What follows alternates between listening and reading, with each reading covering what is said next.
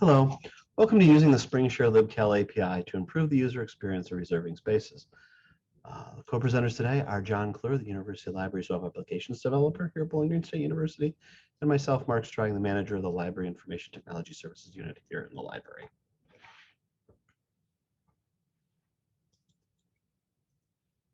The agenda for today will be, I'll do a quick shot of the Springshare LibCal product, and we will look at how the LibCal room booking comes default out of the box for a patron-initiated reservation of our large group room, which is unmediated.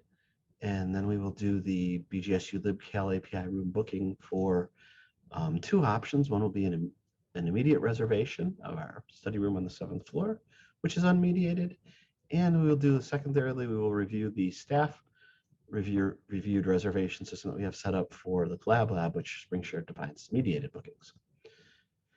Next, we'll briefly cover some of the LibCal library staff things that they do in the mediated bookings and giving mediating approval. The next items on the agenda will include accessing the LibCal API, using the LibCal API, some LibCal API observations, how to follow the LibCal API updates, a general place to start to develop your own booking app if you would like to, and of course information on how you can download our stuff from GitHub to get started with our app.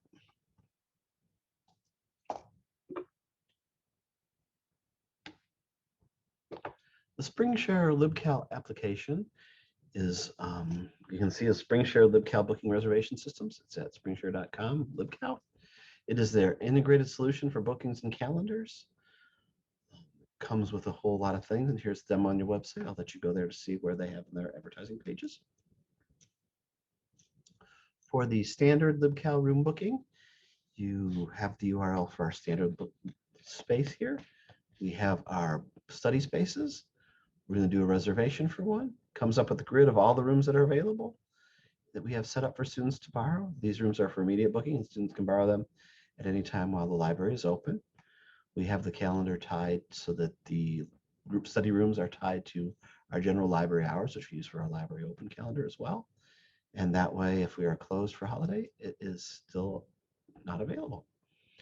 So when you come and you choose the first large group form, this is the LibCal product gives you room to enter this information to describe it. It has yes, the accessible, friendly, and the power available things are built into the Springshare admin module. Here, the calendar, the open time comes like this. You have to use a slider to go back and forth. The brown that we have set up to show you what's available. Orange shows you your booking once you're making a booking, and padding shows you the time in between sessions. Here in a closer one, I've gone through and I've clicked. We have an hour set up for our time. So we clicked from 3, we clicked from 4, and we clicked from 5. An hour seems to be a good time frame to us in order to schedule one. It does have this weird factor that when you go this way, your standard units are booked in hours like this. It's not something we particularly like, but that is one of the features of the product, as we've been able to see how they function. And they also put the hours this way, so you have to scroll to get to them. It includes hours that are closed in this type of view that we find less than satisfactory or very user-friendly.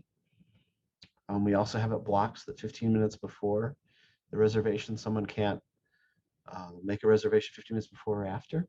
The blocking shows up as 30 minutes because we have our times at 30 minutes.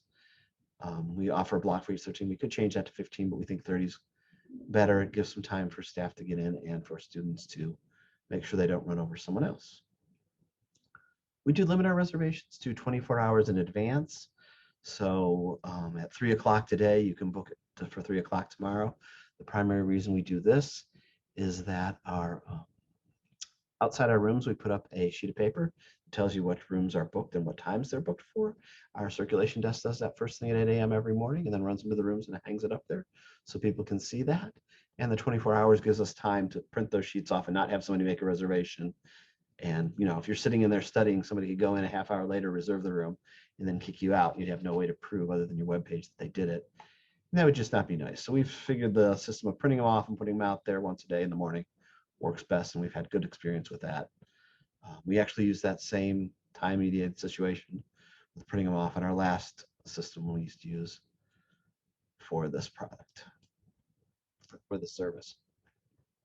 So the LibCal room booking, the booking details, we did the screen comes up for what you want to do. It shows you the first floor large group room, which is the room we have set up. A lot of our graduate students like this room, especially those that are TAs, because at times they have a library-ish type assignment. They'll have the students come here and make their reservation. They'll make the reservation, they'll have the students, they'll teach the class in here. So we have a nice 80-inch monitor up on the wall, and we have 25 chairs as it's set inside the room. We do limit the reservations, so you can only book one reservation for a slot. LibCal does give you the ability to book multiples, but we've limited it to one at a time, so you do go through the process each time you want to book it. We really don't want to have our calendars be aware of, the central room booking system on campus might discover, hey, that's a room we could book if we tried to book them on an ongoing basis. And of course, these rooms that we have are for library instructor or student use. So we keep it off the grid that way by making individual reservations. So inside the booking software, it goes ahead in the form that it presents. It asks you to enter your full name, your email address. We limit to @bgsu.edu emails. That way we get to reserve it to our campus community. We ask for the group size just so we have that statistic when we want to make them. The best contact phone number in case we need to reach you is more for some of our other rooms where there might be a conflict and we need to make changes. We just found that to be a good way. And our previous system also used to record that because it used to send the information via text messages, even though our LibCal system is using email messages. On the admin backend for LibCal, they just simply have the booking forms. I'm just giving you a brief view of this admin screen. This is not what the user sees. This is what admins see or staff that set it up. It has a form name of study spaces. The full name and the email are required by the system. And then some of the questions we added was the group size question and the best contact information to reach you. Those are two questions we added. The system allows you to create, it has a booking forms area in the back admin system. So you create a question bank of questions that you want to ask, and then you pull from them and say, for this reservation, the best contact number to reach you. Type single sign-on. It lets you do radio buttons, and it has a few other options inside of there for different kind of boxes for information you can gather from patrons. And then we have our group size one that we made. The LibCal bookings product does include a reduced set of forms and their features other than what you get from the full LibCal Wizard product, so beware of that. We only have the LibCal booking product here. So once you make your reservation, a patron makes their room reservation, you get a page that has the book. It says, thank you for your reservations, and it shows where you made your reservation and what date and time you made it for.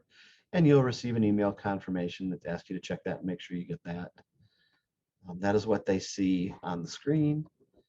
Then the LibCal email system kicks into play. Here it is, and for my Outlook, it gives you an alerts at mail@libcal.com is where they come from. The booking ICS file is there, so you can add it into your Outlook calendar with ease. The text is all you get to control much of the text that gets sent in here. You also get a link so that the patron can go and cancel their reservation should they need to.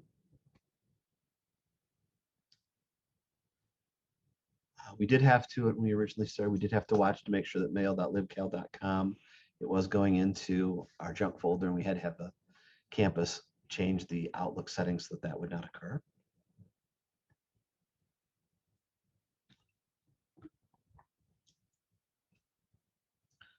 So then again, I'm just going to briefly show you that the LibCal admin settings for these email templates.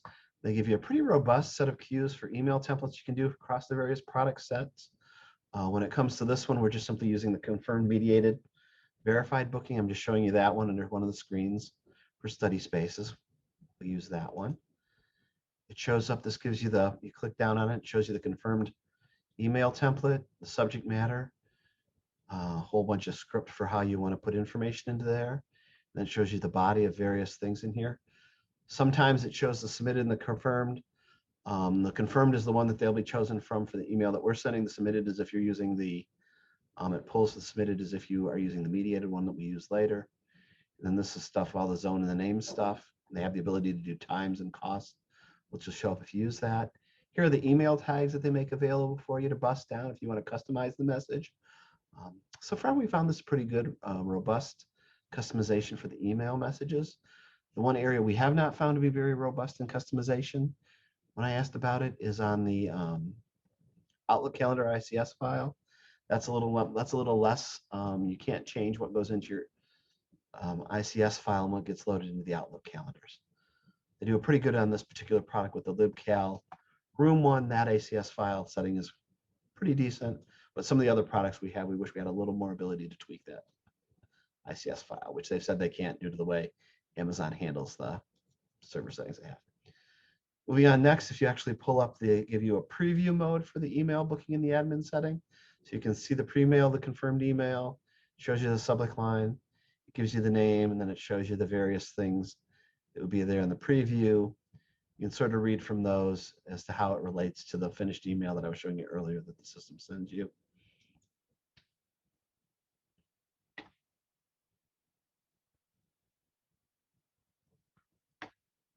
Next, we're going to look at the LibCal API room booking system that we set up.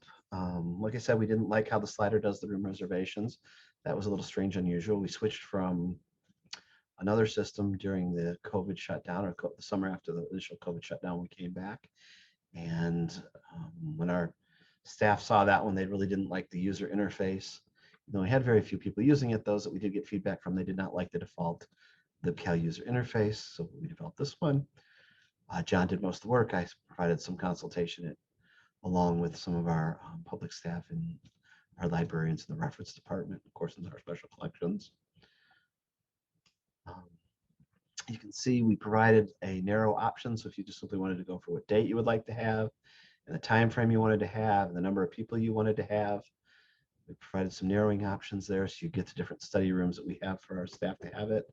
The rooms for use by BGSU students, this is something we set up inside of the LibCal system, and the API is able to pull that information from there as well as the descriptions, which is quite convenient. So then we're just going to choose in our API room booking system the study room 7A. Here we get a nice menu that shows all the days of the week. The times that are highlighted are the times that we are open. As I said before, the building hours are the master calendar for these rooms that we time to. So like Sunday morning when we're not open at 8 a.m., it's browned out, so you're not able to make the reservation then. Or Saturday mornings, you're not able to. Very beneficial, so when the building's closed for holidays like the one we just had of Labor Day, none of the options are available and nobody can make these reservations in advance. So you pick a time. We're going to try 12 a.m. Here you click on the time from this menu with the options available. And here is our API room booking form. It's pulling all this information from the actual LibCal system. We reserve it for time frames. We set those for 1 to 4 hours. You get to put in your first name, your last name, your email address. This one, the limiter here, you have to actually hard code into your form because we can't actually pull that one from the API. The group size, again, you enter in the best contact number. I have a screen where I filled all that information out as the patron would fill it out. And they hit reserve to submit. Then here's our web confirmation form for the public spaces. The confirmation is reserved for 1 hour. You can cancel the booking. It shows you the room information again. Gives you the option to go on and make another reservation or just to leave. You can see there's the glass rooms up on the 7th floor. They really like where you have the whiteboards to write on. We provide markers for them to use that. Again, we get a confirmation email. It is totally driven by the LibCal system. Our API has no functioning interface. Takes the data from the web form, pushes it into the LibCal system. It processes from the email templates I showed you earlier. And you have all the customization forms I showed you from the back end earlier.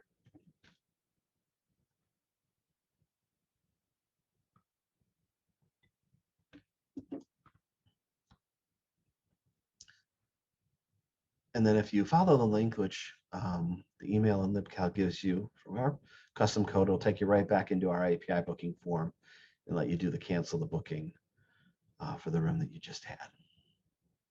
Similar features available when you use the standard form. It'll go back to the regular LibCal web forms. This is our form to keep it all nice and clean. We have our branding involved. Next, I'm going to cover the mediated room booking system inside of LibCal. I'm going to use our interface that we gave to the public for this one. For an example, for this one this summer, we have a collab lab, which is a hands-on collaborative innovative design space located on the first floor of the library. We are encouraging people to use it to foster collaboration It has movable furniture, big spaces, people can get together to work. Lots of whiteboards for people to freely engage with others and brainstorm and problem solve and create. This environment is created for that active collaboration. This particular area had a different mission going into COVID. The mission didn't totally translate. Now we're trying to open it up more to faculty to use for, group instruction and spaces where people need to group down into smaller groups. They can use the online mediated booking form to make their reservation for the room.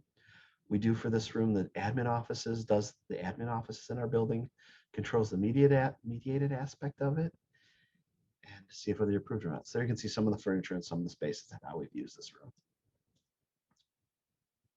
So for the mediated room booking forms inside of our new API interface, again, the capacity and accessible and power all come from settings that we control inside of the LibCal system. This description we're pulling right out of the LibCal system. The calendar comes from there. We have this week, next week. Again, you can see the various hours that the library is closed. Or like in here, you can see for Friday, September 17th, there's already a booking on there. So those are grayed out. So you're not able to make a reservation on there. There's an approved booking there. So we're going to go ahead and make our reservation for 11 o'clock on the 15th. We get the form that looks very familiar to the non-mediated one. Here's the capacity limits that come from the LibCal system. Put in my name, my hours. It's built on the forms as I showed you previously. The web page grabs those questions from the API. For the mediated room, we're trying to foster and encourage this for larger classroom groups. So we have a group size question to try and get a poll as to how many students are going to bring with them to filling up the room. We do limit the group size to a minimum of 15 if you want to make a reservation. So there's a lot of space in there. We don't want to book other people out and have to use it for a room. Again, we keep the contact number, and then to help our administrative office determine to whether they want to approve or deny your booking. We require some information answering as to what the reservation is for. So it's building as to what you're using it for and how you're accessing it. You do for this form, when you save these things, you do go in the admin system and the online retrieval of the form data. The admin mode is only accessible one reservation at a time, which is a little bit of annoyance.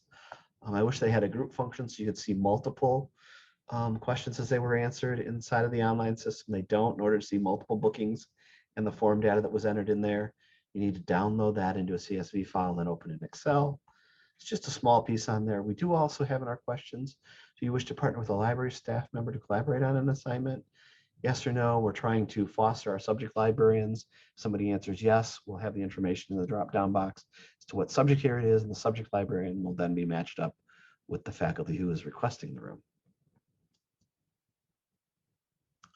So once we return to the posting page for the mediated room in the Collab Lab, looks very similar to the one that it did previously in our general booking room. And again, you see the email. This time the patron email has the information that you will receive a follow-up email with the decision. So again, the dean's office is controlling whether you're approved or not. Once you place your submission, that slot is held inside the room so nobody can steal it out from underneath you while it's awaiting mediation from the dean's office.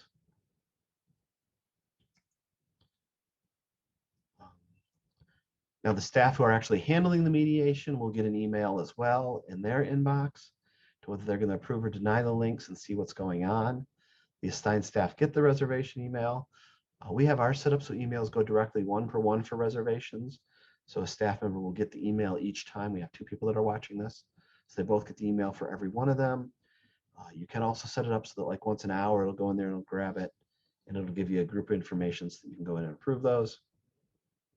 Once you get your email, because this is the mediated room, we use the view approve deny booking log so you can actually see what they're requesting.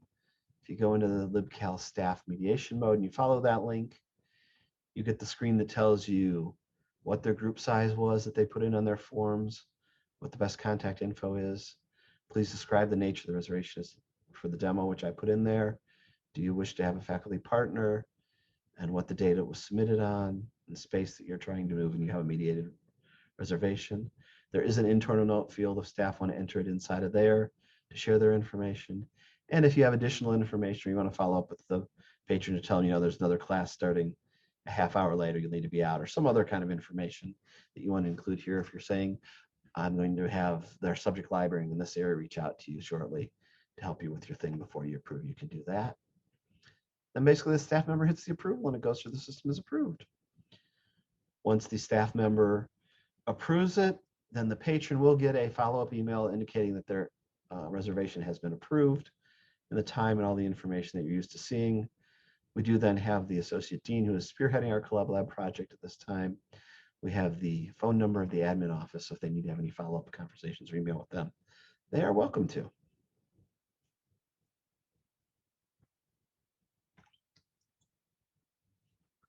And now I will turn it over to my co-presenter.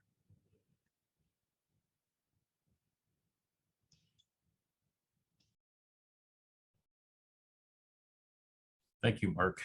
Hello, everyone. The details of how to use the API are available within the LibCal dashboard. They may be accessed through the API item underneath the admin menu. One of the first things you will want to do is set up authentication. To do so, visit the API Authentication tab. You'll begin by creating a new application by using the Create New Application button near the bottom of the page. That action will create both a client ID and client secret, which you'll need to use to configure your application. The application will need to submit those details to a specific endpoint URL shown on the page. You will receive back a temporary access token, which you can then use to authorize your API requests via the HTTP bearer authorization. We'll next head back to the Endpoints version 1.1 tab to take a look at what requests can be made of the API. Here are the endpoints for spaces and seats. Most of the endpoints use the HTTP GET method to retrieve data from the system. 2 endpoints use the POST method to book or cancel a reservation. Note that the URLs provided on this page are a little misleading, which we'll return to in a moment. Visiting a link under the URL column brings you to the documentation for that endpoint. Fortunately, the documentation is not entirely comprehensive. Some details are left vague. In particular, the only documentation of what information an endpoint returns are some example responses. These examples do not always show everything that could be potentially returned. This example is for the list of locations, and there is not information about what conditions caused the form ID field to be provided. We've also found that other fields appear that are not shown in either example.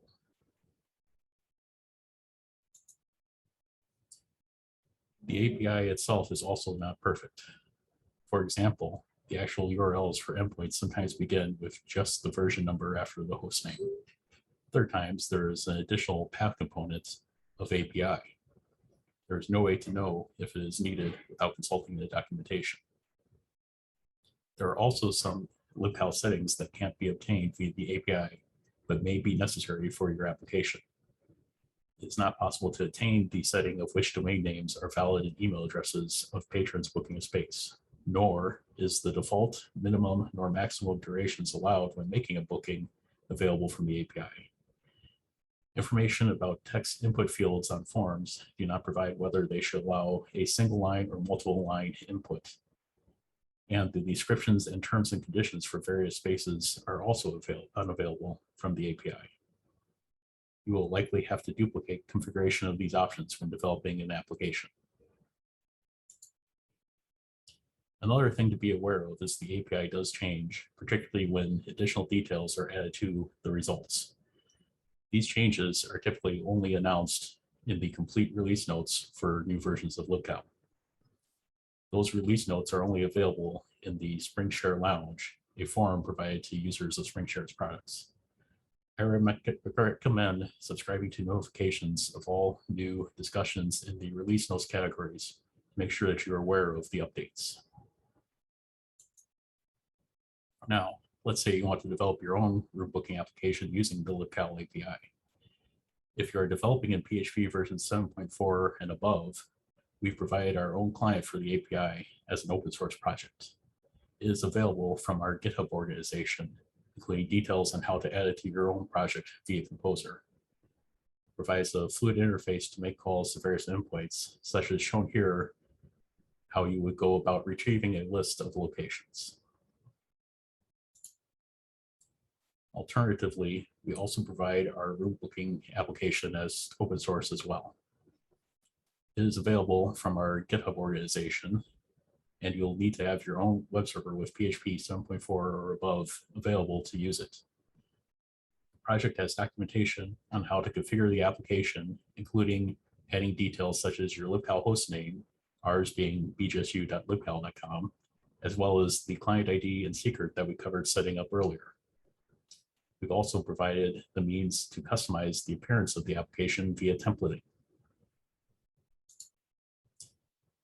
We hope that provides you with a good start to improve the user experience of LibCal room booking. Please let us know if you have any questions, and thank you for watching our presentation.